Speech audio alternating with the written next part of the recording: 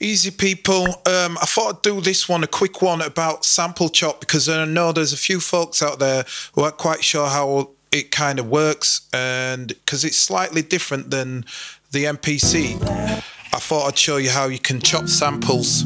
So what I'm doing is I'm loading a sample here, but then I forgot, if you press it to load normally, it'll load an audio clip. I didn't want that, so I wanted to load it into the pool. So yeah, forget all of that. I'm going to go back and load that sample again, but I'm going to load it by pressing Shift and load to the pool. So, because I've started with a blank project here.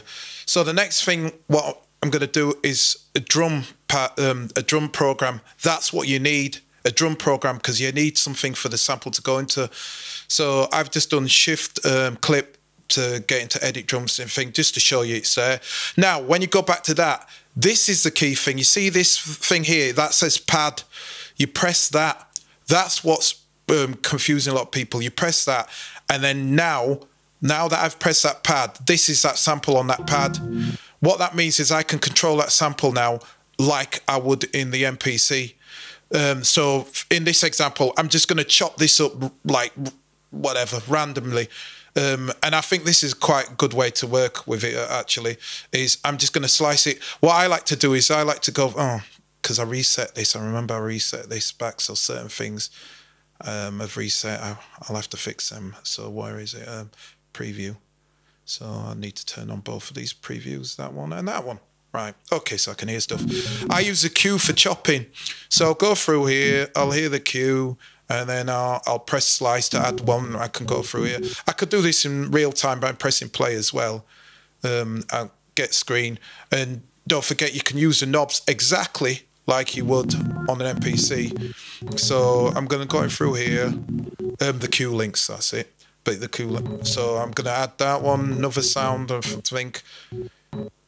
This is pretty much arbitrary. That seems to be my buzzword this week. It's pretty random. I'm kind of going, yeah, that heard a chord. So, but I'm just trying to show you. I chop this up first. You don't have to do this, but I'll show you the reason why I do this. And I can do play and do it like that. So that's kind of lazy chop way as well. So I could hit that. And so I'm kind of lazy chopping this. So whatever. Now, here's the thing, what you do on this. You go to pad. I don't know if this is a bug, but you have to press off to a blank thing before you press it. Because if you don't, it doesn't work. So maybe they need to fix that. I don't know. It might be a bug, but press off and then press back. Now I've got access to all of the things I sliced. So I can go through them. I can do anything now. So for me, I think the easiest one with this, because of the way it can copy pads, you just copy all the pads you want really quick. There you go. And then you just move to them. And everything that you can do in slicing and that lot is there, so you don't have to create a you don't have to convert to slices or anything like that. You can just do it within a blank drum program. So I'm just going through here. And here's another thing, because you're moving through it, you might not necessarily want to do them in all the same order. You can move around the order. So like that end one, now I've decided, I'm going to chop up the pieces, so I can go back.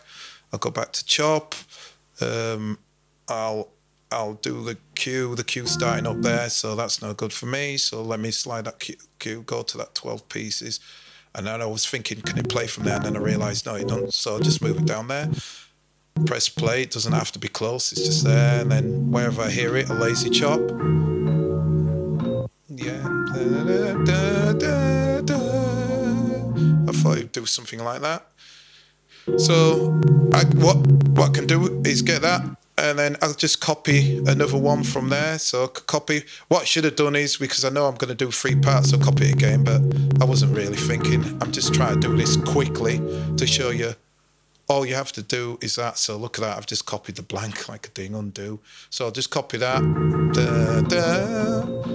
And then this last one, right? Then I can use it. I can do that, slide it in. I could use my fingers. I could use the knobs.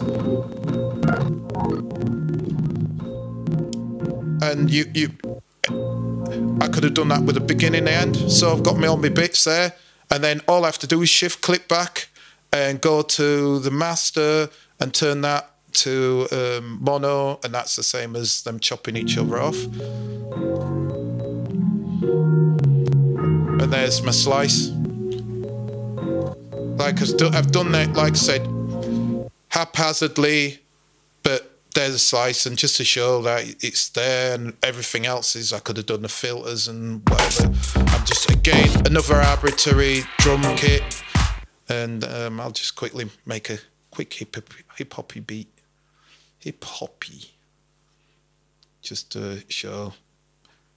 So I just wanted to show you that, all of the things on the MPC. In fact, there is some other advantages, but because I want to keep this quick, I'm just showing you roughly, and then no doubt you'll probably be able to figure out some of the advantages that you can do doing it this way. And remember, I didn't have to use the slices. The slices just make it easier.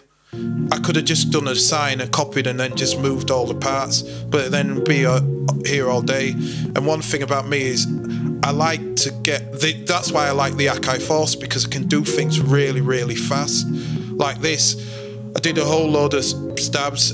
Anything stick out to me? Yeah, it's in the wrong place. It doesn't really matter, because I can make that start anywhere I like. So now that's starting at there instead of starting at the beginning, so it's looping around in the wrong place, and that's fine.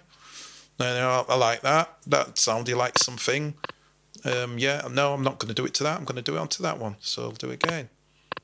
7, 10. And right, because I didn't check this kit, that sounds whack. That sounds a bit better. That sounds a bit more like a hip-hop snare. So do it again with empty snares and see what comes up. So there.